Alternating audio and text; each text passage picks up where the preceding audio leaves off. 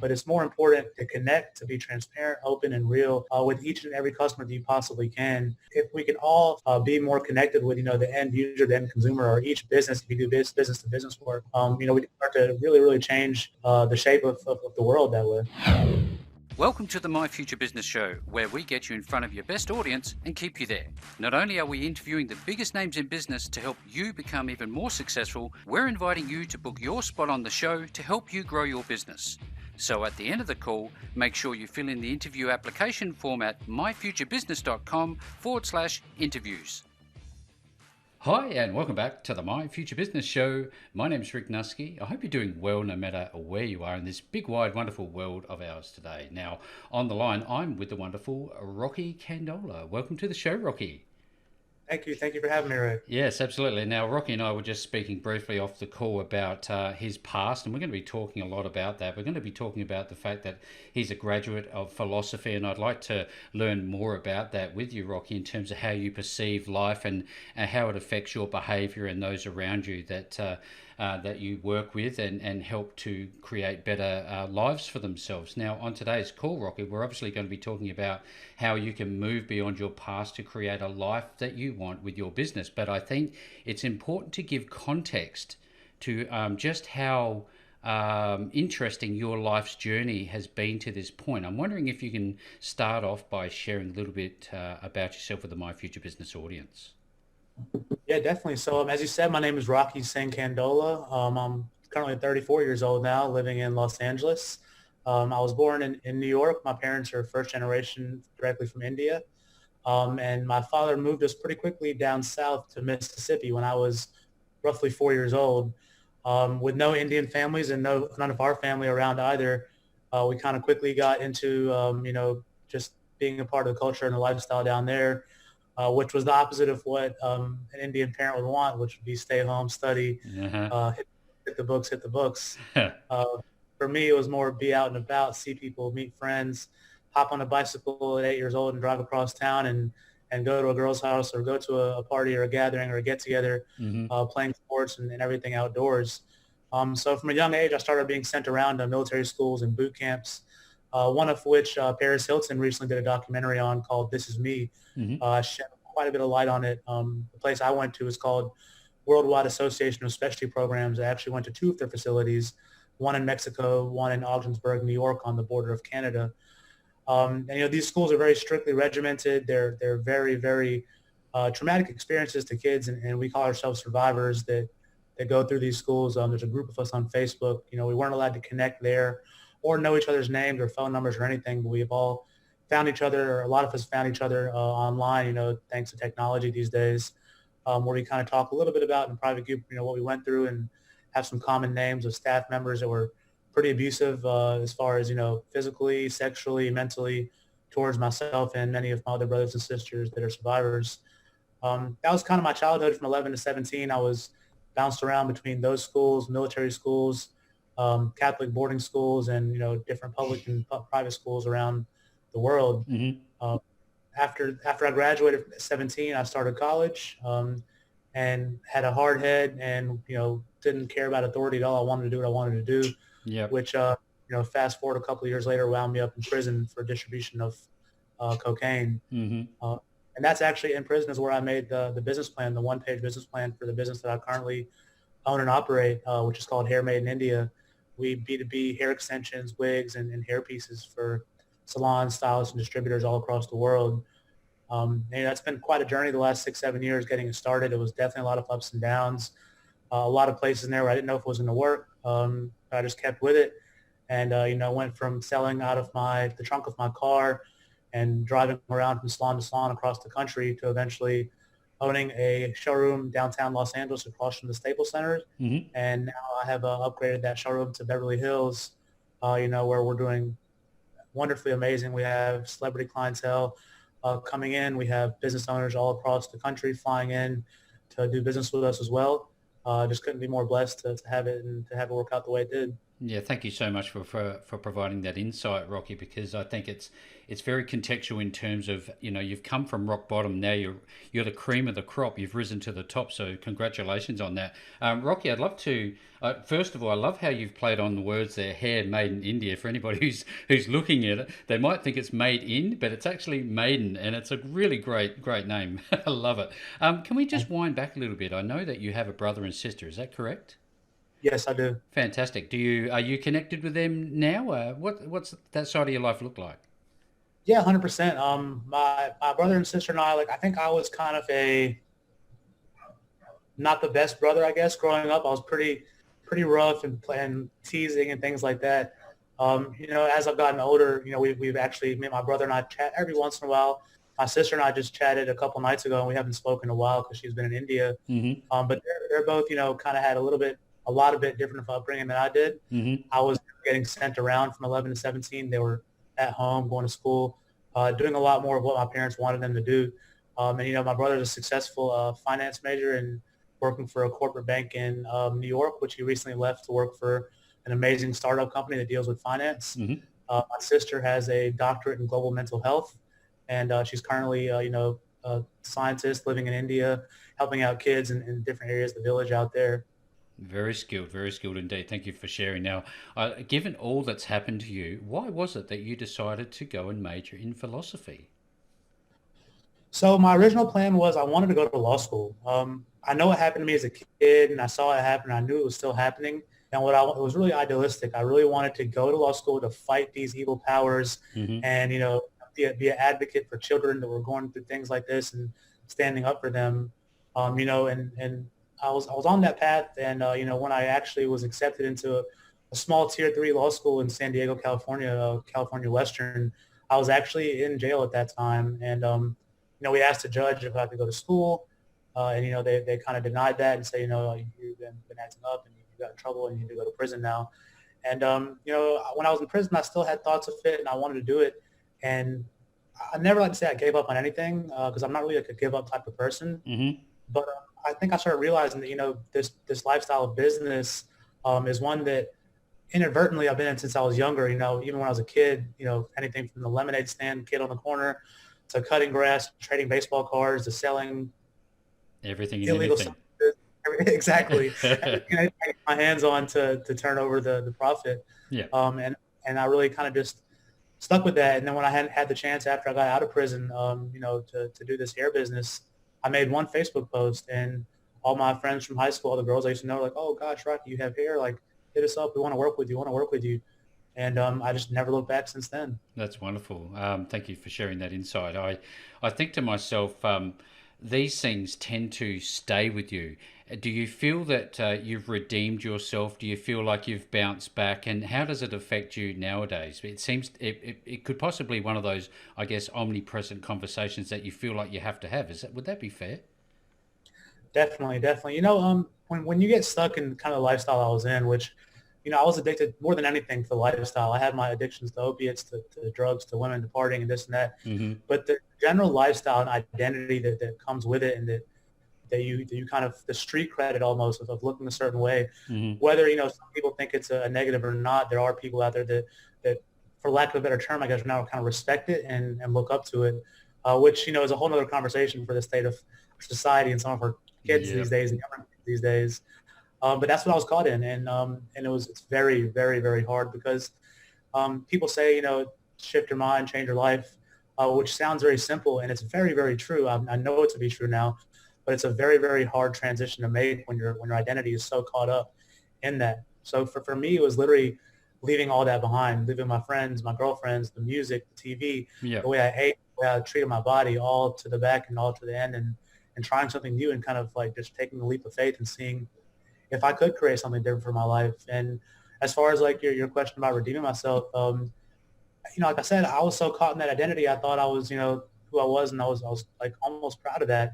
Mm-hmm. And I don't have too many regrets in my life. Maybe one of them, I think I spoke about this before, is like not worrying so much about things being able to get better, because no matter how bad they are at any given point, time does, change things, especially when that's what you're looking for, when that's what your heart and your mind wants. That's what you put the universe, the energy out to the universe in.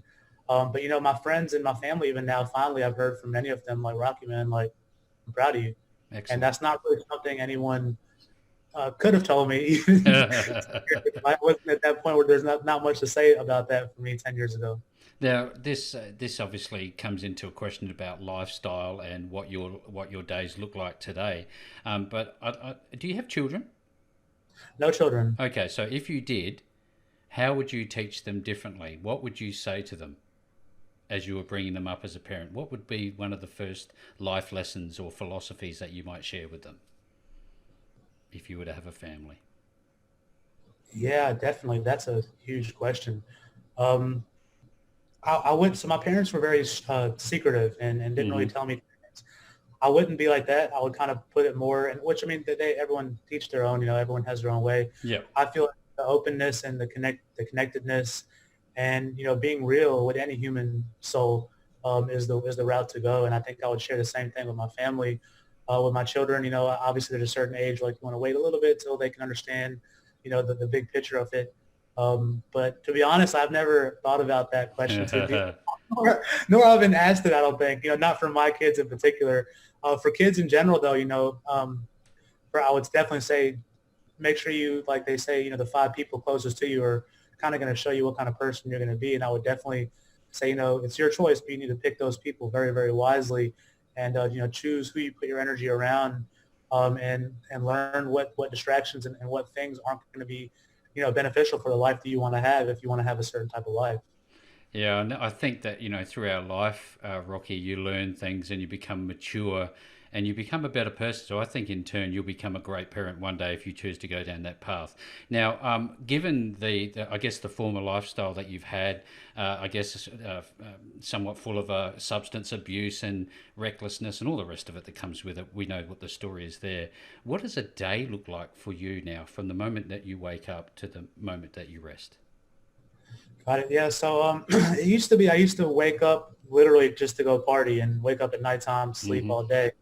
That has totally changed for me. I try to sleep, and I have my days where I don't follow the routine as good as I need to. I think that's part of the balance. Yeah. Um, I generally wake up pretty early. I wake up early. I get started, on my day immediately. I try my best not to use my phone or my laptop when I wake up. However, I am running a small business, and we are in a crazy expansion period. So I usually like to get on my phone and answer as many emails and questions and texts I have from overnight and in the evening fast as I can. Um, Up and before COVID, I was going every single day to either a meditation or a yoga class. Mm-hmm. Uh, I'm still very, very new into yoga and meditation. I recognize the power of them. I don't think I'm at the place where I'm just like able to 100% do it on my own yet. And I was really, really appreciating all the classes around LA, from Den meditation to Evoke and Peace Yoga. Just great, beautiful place with great energies. They really, really taught me a lot about myself, life, yoga, meditation, everything. And I can't wait for them to open back up to re-implement that into my days. From there, I usually go to the office, my showroom, where I have a amazing person named Aquarius working for me there. We work together. I pack up orders. I talk to clients. Just a little bit of back end work. There's always stuff going on in a small business that you need to do on the back end as far as marketing, web, and different things, accounting and things like that. And one thing I have let go of a lot lately, I've been saying it again and again, is I want to get back to playing tennis. Oh, Tennis is big for me. I played since I was a kid. 3 years old, I was ranked in the state and had a worldwide ranking as well. So implementing side of um, yoga, meditation, eating good, as well as the obviously the knowledge of the business, working on it, and exercise really really helped me a lot. On top of that, I have let go of too much of the music I used to listen to, which I used mm-hmm. to like have earphones on, listen to pretty much all day long. I just like anybody, I love my music and a certain type of it, as well as my TV shows and my movies. And I have not 100%. I still here and there watch small episodes of things like The New Girl with My Girlfriend. It's like funny little things like that. But I generally am very very careful with how much of that I let come into my mind and my body and my energy. I like feeding myself with good stuff as much as possible. Yeah. And it's every day I make a little bit of progress on a little bit of the area of different things I'm working on. And I feel like that honestly is one of the keys to happiness is small baby steps of progress every single day, constant moving forward. Do you find it difficult to actually just sit still and be quiet? Because I know a lot of people do find that quite challenging if they're very busy minded. Yes, yes. That's one of the reasons why I love the Den meditation. They used to take my phone from me when I got in there and Oh give me no. a paper, and I'd be like, "Thank you, take it."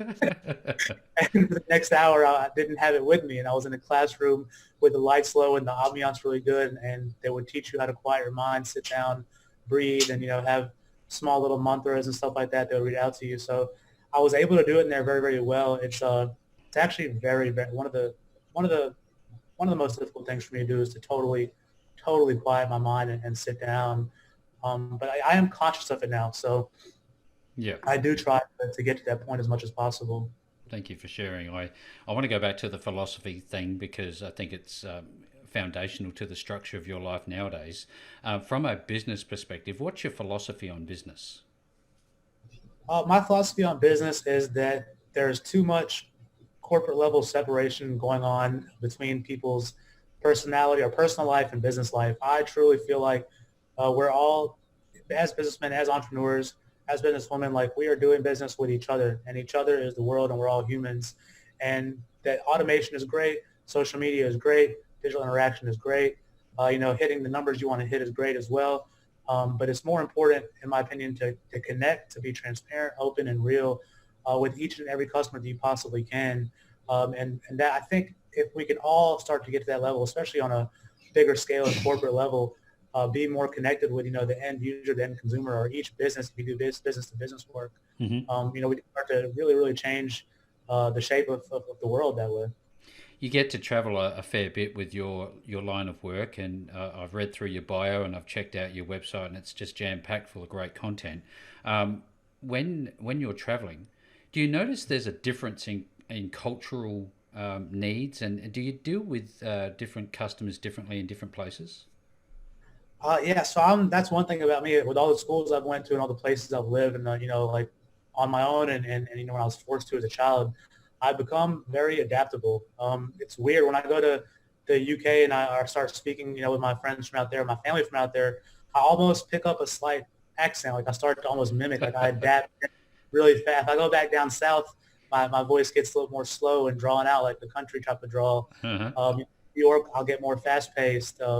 In India, I get really just one with the earth, one with nature. I feel really, really at home out there. I love actually being in Southeast Asia and India. Hmm. And I love the differences in cultures. I really, at a young age, have come to respect the fact that there's a vast, vast world out there full of different minds and likes and needs and wants and traditions. And that's part of the beauty of the world that we live in. There's so much out there. Now, I noticed on your website, Rocky, that you have Manali Tea, Hair Maiden, and Rocky's Rentals. Are they still active concerns for you? Are they ongoing? Yes, all three are currently ongoing. Rocky's Rentals, I actually just purchased my first rental property a few weeks ago. So it's a little bit of a nerve-wracking thing because it's one of the Amazing. biggest I've made. But I'm learning about, managing vacation rentals. I'm doing well with that. Manali Tia started quite a while ago. And, sales are slow, but people love our product and it's a heartfelt product. It's the slogan for Manali Tia is that we wish to change the way the world deals with their pain, Hmm. one cup at a time. And it's an introductory CBD product just to let people know that this is a non-psychoactive substance Of course. and a little bit of informational knowledge to let them know that CBD is a good method to deal with small amounts of anxiety, pain, depression, things like that. And then of course, Hair Made in India is full speed ahead right now. We're doing amazingly, and we'll continue to scale and grow every day. So, Rocky, tell us a little bit about how COVID has changed the way that you do business and interact with clients. Are you seeing that you're moving more towards online? What's it doing to your business? So quick disclaimer on that. Like I really, I hope no one is hurt or, by COVID. I don't want to see anyone sick or hurt ever. Hmm. However, for me, I'm actually quite grateful for what happened with COVID in a lot of ways. It really has helped me grow and shift my business into different areas and levels. E-com is definitely one of them. We do quite a bit of retail on e-com, but not only that, it's helped me move away from the downtown location, come to Beverly Hills, implement an appointment system where our days are much more organized and structured with clients coming in by appointment. And I've seen about a 400% increase in e-com sales during that time. A lot of my competition, for some reason, stopped selling or stopped working in the business, or I'm not sure what they did exactly, if they shifted, patterns, but a lot of those clients have came to me, and obviously as a business owner, I've welcomed them with open arms. And, I've still seen people. I'm a small business owner, and I don't have, 20 people coming in my store at one time. It was one by one appointment only, in back then when COVID first started, in a live work loft of downtown Los Angeles. So I was legally within my rights to do that as long as I followed certain protocol as well, Hmm. which I did. And, I continued doing business. I continued allowing these business owners that had their salons shut down, and still needed to do work and to at least create wig pieces or create different things at home and then ship them to their clients. I gave them the opportunity to come see me, pick and touch and feel the product they needed, and take it back and work on that at home, even during this last six months of the crazy year that we've had. Now, you mentioned, we spoke about earlier, Rocky, about your love of interacting with people and that business is essentially people working with people, helping people. But that being said, there must be a level of, I guess, systems and automation in your businesses. Otherwise, maybe it would be a little difficult to I guess, scale. What are your plans in that side of your business? So I'm actually just partnered with a really cool company called HubSpot.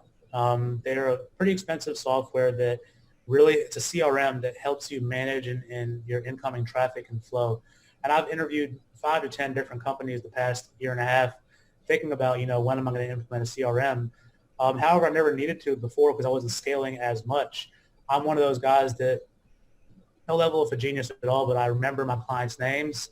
I remember their orders. Um, Even to this day with thousands of clients, I still remember them. Like my assistant can call me and say, hey, did Rosalind come in last week? But yeah, I remember Rosalind Burns, right? And I'll Hmm. remember their last name as well. So I do have a little bit, like I have HubSpot, MailChimp, drip campaigns, obviously the marketing on the back end. But I answer my phone 24/7. I answer text messages 24/7. Hmm. And one thing I'm dealing with B2B clients, a lot of business owners. As far as retail goes, the website is developed and made enough for them to pretty easily navigate and check out, and our credibility is enough out there where I wouldn't have to hand walk all of them through it.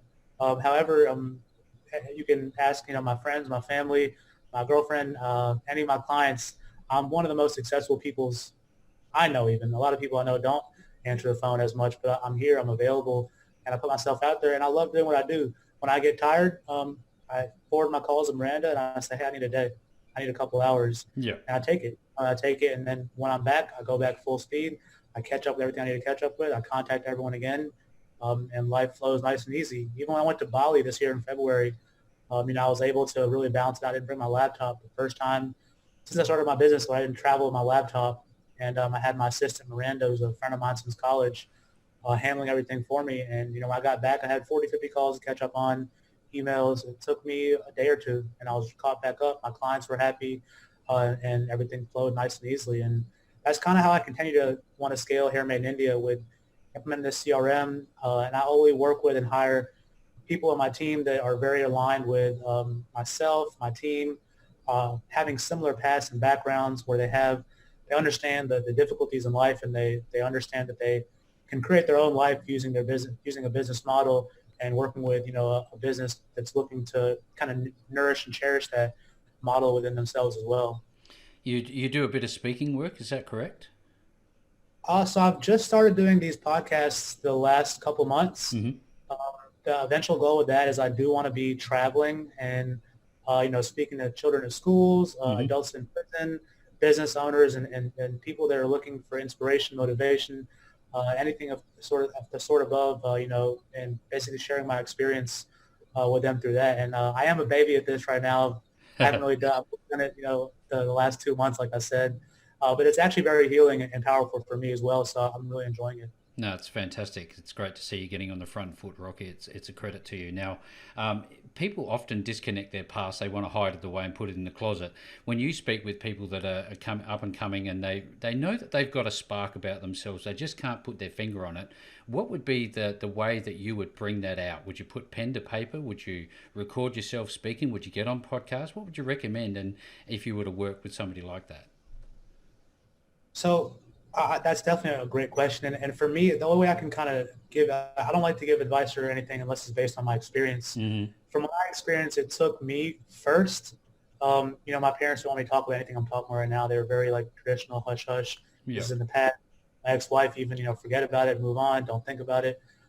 For me, it took disconnecting from all that outside chatter, the advice or opinions of others, anything, and to start to feed myself with positivity from YouTube and podcasts, like this. And then, when I started actually making posts, I was scared I would lose business. And I told myself, if I can't be myself, if I can't share my story, if I can't talk openly about it, then, what am I really doing? Hmm. Or is this something I really want to do? And I took a leap of faith and said, you know what, I'm gonna start talking about it. I don't feel right not telling my clients, hey, I'm a convicted felon and I'm gonna work my ass off for you all the time here. And it's scary, it's a leap of faith, but it works. And if you feel like you have a spark about you, if you feel like you've been through a past that has been traumatic to you, and you have a story you can share, I encourage you to maybe try those steps. Like take a step back, disconnect, get to know yourself a little bit, meditate, relax, chill, be alone. I was always scared to be alone. Hmm. COVID actually helped me with that quite a bit, being alone. I went through a phase where I was crying every day, sitting on the couch, pulling my hair out, not knowing what to do. And I remember even 6 months ago, like being so worried about, what I was going to do.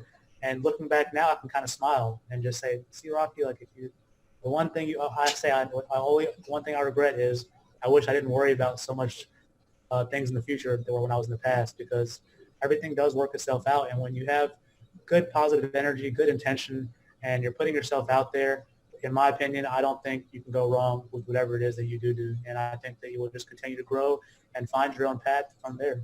There's been some amazingly, I guess, successful superstars across the world who have had interesting pasts, let's say it. Um, in all of this, Rocky, I can see a book. Are you ever going to put pen to paper and bring something out? Because I think it's going to be a pretty powerful story. I'm actually putting pen to paper right now, so it's Fantastic. definitely a work in progress. I hope to be releasing something sooner than that, which was all the journals that I wrote from childhood and from prison time. It's going to be called something along the lines of Meditations of a Prisoner, and I actually just got my father to send me all those journals this last Thursday. So I have them all here now. I'm just putting them together chronologically, and I plan on getting that out soon before I actually release the book that I'm writing currently, detailing all the stuff I went through from a childhood time until now, and how I was actually able to get to the point I'm at now. The My Future Business Show loves book authors, so when that comes out, be sure to let us know and come back and talk to us about it. Love to have you back on. Now, if you were to start over in business again, Rocky, from the very scratch point right now, what would your next business be? Got any ideas? Yeah, I mean, I'm kind of doing that with the vacation rental thing. The real estate, Mm-hmm. I really, really am aligned with that. I'm bringing the same thing into that business, which is the very good connectedness to my renters. I'm going to reach out to them directly. There's one in there right now. She has my direct contact. If anything is an issue, she can call me directly. I think the next thing besides that for me is going to be a nonprofit to help out breast cancer survivors and other cancer survivors that are Mm-hmm. losing their hair, and use Hair Made in India to allow them to have their hair back. The industry currently right now that works with those people, I've seen a little bit of research on it. They charge a very, very steep fee for these wigs they make, and they're not good quality.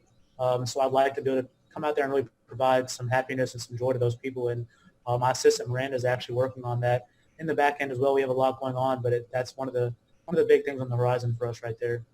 It's that particular industry. Historically, you see all this these questions about how good a quality they are, how well they fit. It's come a long way, hasn't it? That industry. Tell us a little bit more about that. Leaps and bounds. I mean, even when I first started 6, 7 years ago, just the amount of knowledge that's out there that people are starting to finally pick up on and understand has increased so much. Unfortunately, you still have a lot of people out there manipulating the market, which I believe is probably in any industry or any business that you're in. Mm-hmm. Uh, However, there are a lot of people that are actually putting their best foot forward, especially a lot of the girls I work with that really take the time to inform people and show people what it is that is good quality and what they need. And the next step beyond that is the stylist. and blessed to know some stylists that are just crazy amazing with their hands. They can literally create the pieces and wigs and styles that men and women both, want exactly for them. And those stylists are literally all over the world. But, they are definitely masters of their crafts, and can, kind of do whatever they want to do with the product I give them, because I make sure I provide them with a high quality raw material. Now, I'm pretty sure we could have an entire podcast on fitment, on material selection, and so on and so forth. But I think we'll leave that for another time. Now, Rocky, most importantly, at this point of the show, I'd love to give you the opportunity to share with people how they might find you if they want to work with you. Definitely 100%. So, once again, as I said before, I'm a real person. I answer my phones directly. Mm-hmm. My direct contact number is 228-596-5678. My website is rockykandola.com. That's ROCKYKANDOLA.com. My business is named Hair Made in India. All of that can be found on my website as well. And if you just Google Rocky Singh Kandola, I'm pretty much one of the only ones out there, so you'll find the whole background and history on me pretty easily. I'm very easy to find and very easy to reach. Fantastic. Thank you so very much, Rocky, for sharing some insights into your life and your journey as it happens to get to this point today.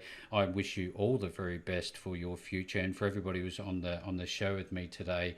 I'll be making the links back to Rocky and all of his ventures at rockykandola.com. And in closing, Rocky, thank you so very much for spending some time with me on the My Future Business show today. Thank you, Rick. Thank you so much for having me. Thanks for joining us today. If you enjoyed the call, then make sure to subscribe, leave a comment, share us with your friends, and book your spot on the show at myfuturebusiness.com/interviews. And if you're looking for solutions that will help grow your business, then visit myfuturebusiness.com/shop.